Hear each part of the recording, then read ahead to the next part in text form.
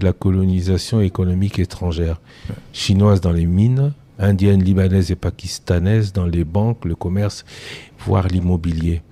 Et dans le petit commerce aussi. Ce n'est plus interdit aux étrangers? La loi n'a pas changé. La loi n'a pas changé, c'est mais... le ministère de l'économie qui, qui la laisse bafouer. Non, non. La loi de 1973 dit que le petit commerce est réservé aux Congolais. Mais à travers 1973, cette loi, elle est de janvier, si ma mémoire est bonne, elle est de janvier 73, donc quelques mois avant la zaïrianisation. Et le contexte ayant changé, qu'est-ce qui s'est passé entre-temps? Entre-temps, on a pris un décret pour déroger à la loi en ouvrant la porte aux étrangers dans, je pense, 8 secteurs qui sont... Les supermarchés notamment. Oui, les supermarchés notamment, donc qui sont prévus dans ce décret. Et puis par la suite, on a pris un autre décret pour... parce que ce décret-là, en fait, il veut dire quoi? Excepté ce secteur ici, pour tous les autres secteurs, il faut laisser le petit commerce aux Congolais. Mais il y a un autre décret qui a été pris et qui a imposé un moratoire de 2 ans. Donc ce moratoire veut donc dire, pendant les 2 ans, on va laisser les étrangers rentrer dans des secteurs autres que ceux qui sont prévus dans le décret dérogatoire.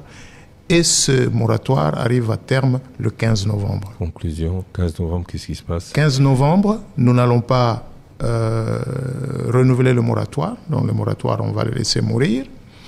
Nous sommes en train de préparer, demain, j'ouvre un atelier pour échanger avec les associations, avec les différentes administrations sur ce que nous envisageons de mettre en place à partir du 15 novembre.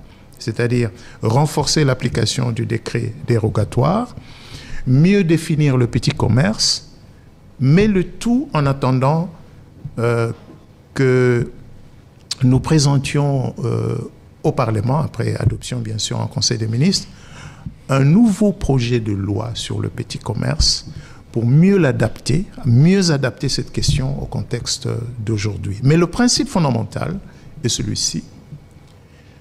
Redonnons de l'espace. Parce que redonner le pouvoir d'achat, ça ne se limite pas à baisser les prix, ça ne se limite, ça veut également dire remettre les commerçants, les opérateurs économiques congolais dans les secteurs d'où ils ont été chassés au fil du temps.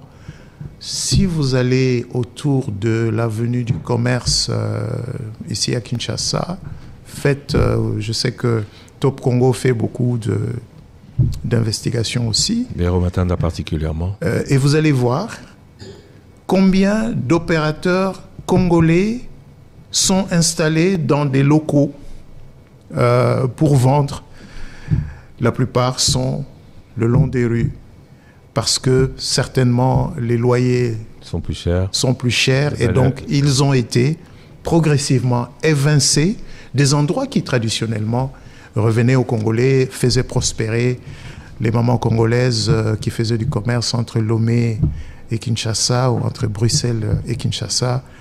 Voilà, redonner du pouvoir d'achat, c'est aussi redonner de la place aux Congolais dans les secteurs où ils devraient être plus nombreux que les étrangers, sans faire la chasse aux étrangers. Ce n'est pas notre objectif.